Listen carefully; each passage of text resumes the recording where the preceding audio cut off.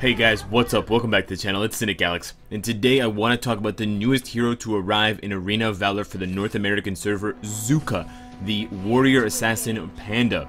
Now, you can obtain this hero by paying about 19,000 gold if you've saved it up. You can alternatively get him for about 1,200 vouchers, or you can pay about, I believe, 30 or 70 vouchers per chance to pull him out of the Zuka chest that's now in the store, but that's RNG, so I don't recommend that. There's also a few ways to get him in kind of an RNG way, but for free, by playing against him in kind of standard and ranked battles as part of the new events in the game. But you can go and check that out. I want to instead highlight the character for you, let you know how my few games with him thus far have been, my impressions of him, strengths, weaknesses, overall power level, and what you can expect to get out of the hero if you want to play as Zuka.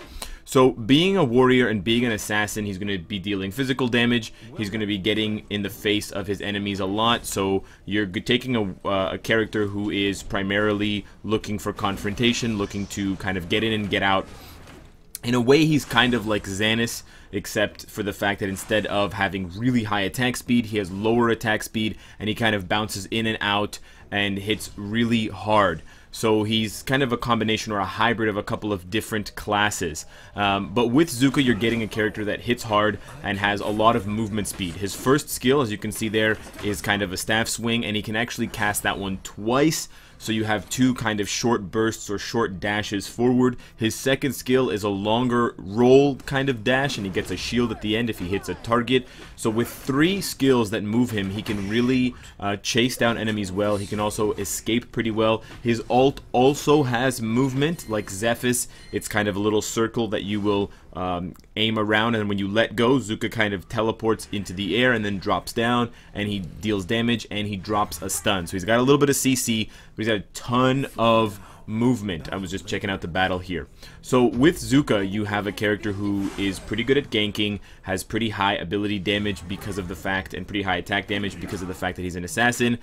Very low HP though, so don't expect, despite how burly he looks, he's not tanky at all. You can build him defensively, and I do recommend that, but don't expect him to be like Arthur, who can just sit there tanking hits all game long. He's definitely more offensively focused, but in order to have that much offense, he has to sacrifice the HP.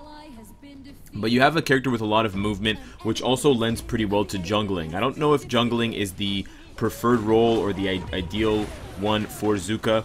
I missed this kill here, which is really depressing, but it is a possibility for him because he does good damage. His skills have a low cooldown. He's got multiple hits. He doesn't have mana, so you don't have to worry about that. This was a pretty embarrassing death here, but I needed help from Maganga and I wasn't getting any.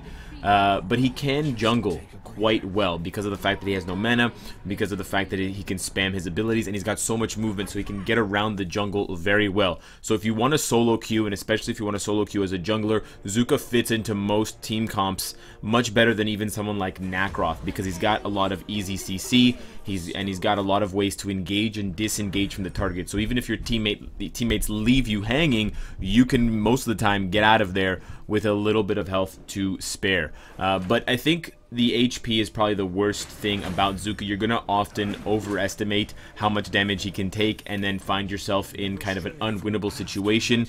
If you're facing enemies with a lot of crowd control, with a lot of slow, you want to be careful. If you have a lot of mages building something like Frosty's, he can get punished that way because of the fact that you're not going to have a lot of ways to cleanse or get the CC off of you. For that reason, I do recommend building Gilded Greaves as opposed to Sonic or anything else. But the build is kind of half offensive, half defensive. I think armor piercing abilities are really good so that you can go toe-to-toe with the other team's kind of bruisers, especially you can go after their warriors and really hit them hard and chase them down and not give them kind of anywhere to go. Bully them before they bully your ADCs, as it were. That's why I go with Longinus. You also want to get a lot of cooldown, I believe, because of the fact that you want to be able to spam his skills. His ult has a pretty low cooldown at level 3. This was a poor choice in my opinion, but I ended up pulling it off, you'll see. With his ult being on a 24-second cooldown with 40% skill cooldown from your items, you can really get that down to a manageable amount of time, you know, just over 12 seconds, and then that will allow you to spam your ult multiple times in a fight, especially if you open a fight with your ult. In addition, Zuka has some of the same properties as Wonder Woman, where some of his abilities will enhance his next physical attack. So I think the best combo with Zuka is similar to the one with Wonder Woman. You can open with his alt, you can open with the third skill. That was beautiful by Butterfly, I had to let her know. Open with the third skill, then you can do the first skill once, open with the alt, then auto attack, then first skill, auto attack, first skill, auto attack, second skill, auto attack. And I leave the second skill for the end for a couple of reasons. For one, it gives you a shield, so if the enemy is underestimating or overestimating how soon they're going to kill you, and then you suddenly pop the shield, it could give you enough extra kind of buffer health to kill them. And for two, I leave the second skill to the end because it's got the longest range, so if you need to escape at the last minute instead of attacking, if you can see someone coming to gank you as a 2-on-1 as opposed to the 1-on-1 that you're currently engaged in, you have that second skill there for you, safe to use if you so need it in a defensive way rather than an offensive way.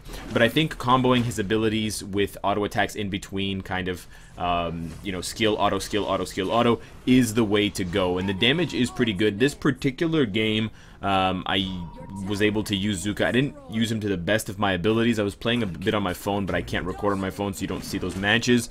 But I had a few decent ones. I had a few bad ones. Of course, I'm still practicing with the character. But overall, I can say, or my feeling at least, is that he's a pretty fun character to play as. But he has an above average skill cap to do well with Zuka. So if you're the type of player who needs someone who's very simple out of the box and who doesn't have a lot of different kind of things that you need to worry about or cooldowns, then Zuka might not be for you. In addition to all of the difficulty I've already mentioned as far as the character's skill rotation, as far as what skills you want to do in what order, and how you want to prioritize your items, and how you want to prioritize which enemies you attack, Zuka also has a pretty interesting passive. At every level tier, it's 1, 4, 7, 11, 13, he buffs his attack every 8 seconds for 20 seconds, or every 20 seconds for 8 seconds when he casts an ability. So you'll see it here when I hit level 11 in a minute. There's going to be 2 boxes that appear just above the execute and restore icons. The first buff is going to be green. You can see the green panda. That is the physical attack buff. The gray panda is actually the buff, the total duration before I can activate it again. So now this is kind of the cooldown period for my passive effect. So in addition to picking your targets correctly, in addition to positioning yourself and managing your cooldowns and managing the chain of attacks that you do with Zuka, and I got really close here, you also need to manage that buff, because as you can see here, I don't have enough health, but I do have the buff. Butterfly saves me again, got massively carried by this butterfly. But you need to manage both of those things, and if you do so, I think Zuka has the potential to be a very powerful character, and especially with his kit, he can catch a lot of enemies off guard, because the enemy doesn't know when Zuka has that buff up. I don't know if there's a visual indicator for the character that the enemies can see, like a glow or some sort of animation. I wasn't paying close enough attention. Maybe if you caught it in the video, you can let me know in the comments below. But otherwise, they have to basically always assume that Zuka has his additional physical damage buff activated. And the beauty of the physical damage buff that activates as his passive effect when he does a skill is that, or when he does an ability, is that it scales with his level. It gets stronger. The amount of buff damage that you get, or the amount of increased damage you get, goes higher with levels. And that's what makes Zuka powerful throughout the game, and why he's a champion that I would say is an above average champion. Probably not S tier, but pretty close, B tier or A tier, because of the fact that he's good in the early game with these abilities that you can spam with lots of reach and chase down. But then also he's good in the late game because of the fact that his, and I died here, really bad, because of the fact that his passive scales, so his damage is going to stay persistently good from the early game into the mid game and into the late game.